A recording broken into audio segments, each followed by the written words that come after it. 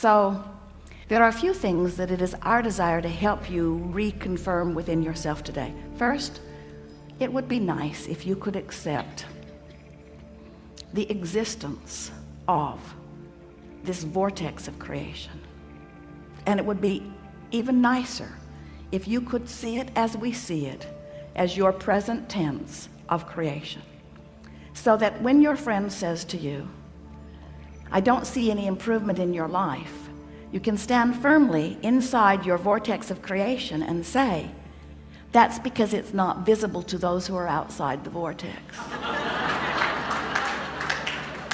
And they will say, have you seen a doctor lately? And you will say, there are no doctors in the vortex of creation.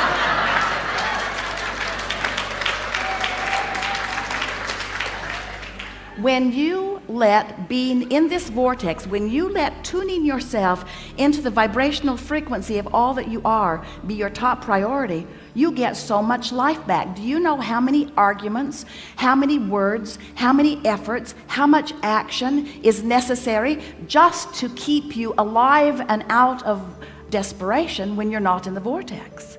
In other words, it's a big effort to live this life when you're counting on your words and your action and your effort to make it happen.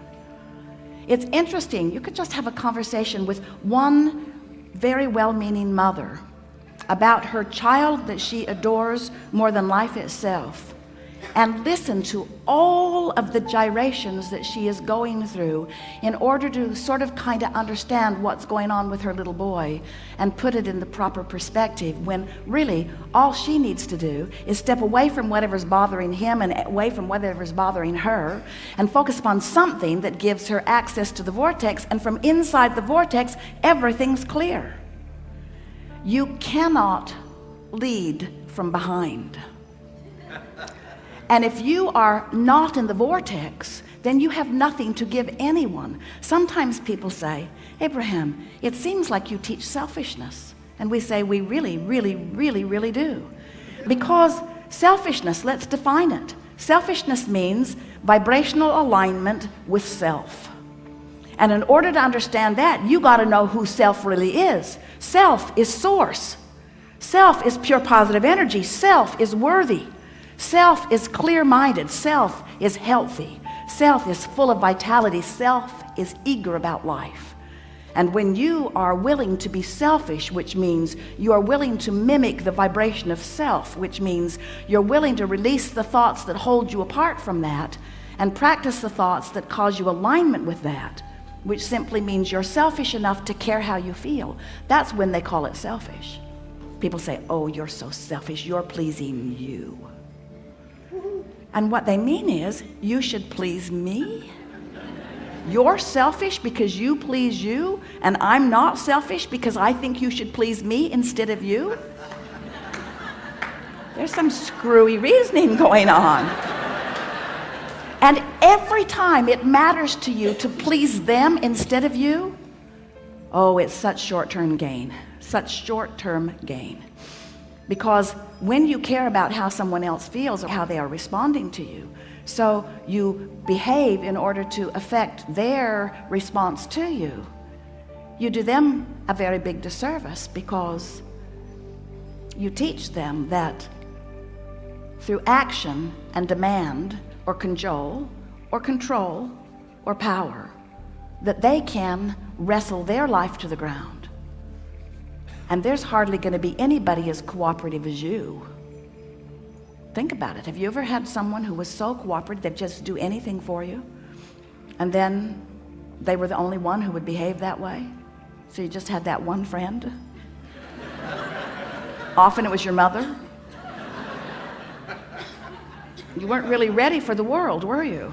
But when you show yourself that you have the power to come into alignment, not just with who you were before you were born, but with all that you've become ever since, not just with you and all you've become, but with source itself.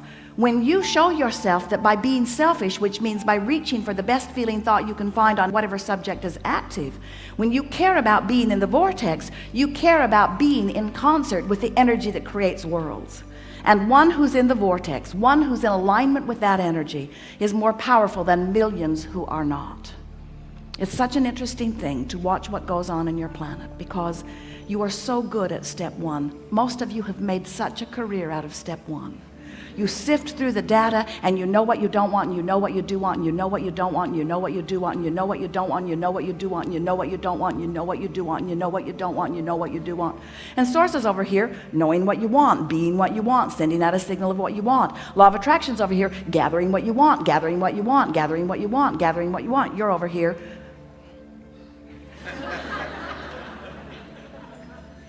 That's creating by default. That's going where the wind blows. That's complaining about whatever they're complaining about and feeling about whatever's happening. But when you decide that you're going to take control of your relationship to who you really are, when you decide that you're going to tend to this gap between you, wherever you are on whatever subject you're experiencing, and who you really are and what you know about the same, now life is going to take a new form and shape for you. You're going to feel exhilarated. You're going to feel satisfaction. Those who are watching you will see you as someone who seems to create tremendously with ease. Those who are watching you, especially those who don't really understand the power of this vortex and the power of your deliberate alignment with it, they'll call you lucky. Many times they'll be jealous of you, because they'll watch your fortunes amass and your funds surround you, and they'll watch you in satisfying life experience. And when they say to you, what do you know that I don't know? The only thing that you can say to them that is of any real value to them is, I figured out my relationship with me, and I'm constantly aware of my vibrational relationship to who I really am and what I really want. And I guide every thought I can to mesh with the wholeness that I am. I've become a deliberate thinker. I no longer create by default. I think on purpose, I speak on purpose, I act on purpose, and I don't do any of it unless I'm in the vortex. What do you mean? What's a vortex? What do you mean? What is a vortex? A vortex is a vibrational state of being that is the precursor of all positive motion forward of all that is. It's like encapsulated, condensed, straight up source. It's pure positive energy. It's the holding tank. It's the anchor. It's the touchstone. It's the place where all dreams and wishes and hopes are held until we find vibrational alignment with them. It's the eternal pool of well-being to which each of us have added mightily along the path of our physical experience. So this vortex, it is a reality even though you can't see it, but you can feel it. You know how your dog hears things you can't hear and smells things you don't want to smell? Because your dog has more acute sensitivity to sound than you do. Sound is just vibration, and hearing is just translating it. Smelling is just translating vibration. This vortex is something that while you can't see it, and while you may not be able to hear it, when you get in the vicinity of it, you can feel the deliciousness of it. And when you are far from it, you can feel the discord of not being close to it. Do you know that everything you feel all day, every day, is nothing more than feedback about your proximity to your vortex? So when you feel really ornery, you're vibrationally speaking not near your vortex. When you feel hopeful, you're right on the brink of it. In fact, this door to the vortex, this imaginary door in Abraham's fairy tale of the vortex, this vibrational entry point is somewhere between hope and belief. So when you feel hopeful about something, you're so in the vicinity that you'll be called in, you'll be swept in. Law of attraction will take you in. Law of attraction will take you in when there is not enough resistance to hold you out. How's that? If you weren't doing that thing you do that holds you apart from your vortex would take you in every time. When you slumber, in you go.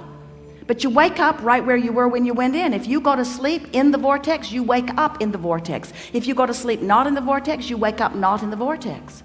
Have you ever had an experience where you're ornery when you go to sleep? You sleep all night, you sleep pretty good, you wake up, still ornery. So the vortex is the source of well-being, calling you home, so to speak, calling you to all that you've created. And when you are not clinging with resistance to some thought that keeps you from it, it takes you right in.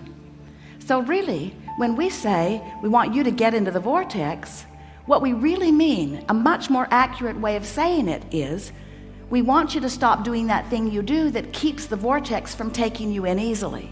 Oh, you're going, you're just not going willingly sometimes. In other words, when you croak, in you go. So wonderful to watch you die.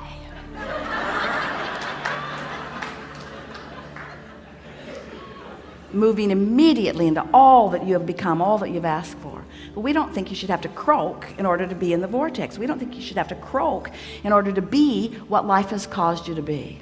So, as we're moving forward today, we're eager to talk with you about whatever it is you want to talk about. And it is our desire to help you to find a vibrational stance, which means a mental approach, which means an attitude about whatever it is that you've got going on. We want to help you soften your resistance, because when you soften resistance, the vortex takes you in. And that really is where you belong. You belong inside that vortex where rendezvous with exhilarating things can happen all day, every day. Do you know that if this time-space reality has the wherewithal to stimulate a desire, so that the desire is in present tense already gathered in this vortex of creation, that this time-space reality has the wherewithal to give it to you now. And the only reason there is a gap between you putting it in the vortex and it showing up where you and others can see it and smell it and hear it and taste it and touch it is because you've got more resistance about the subject going on than you do belief or expectation about the subject. That's all. You just got to move yourself into more expectation. So what do you want to talk about?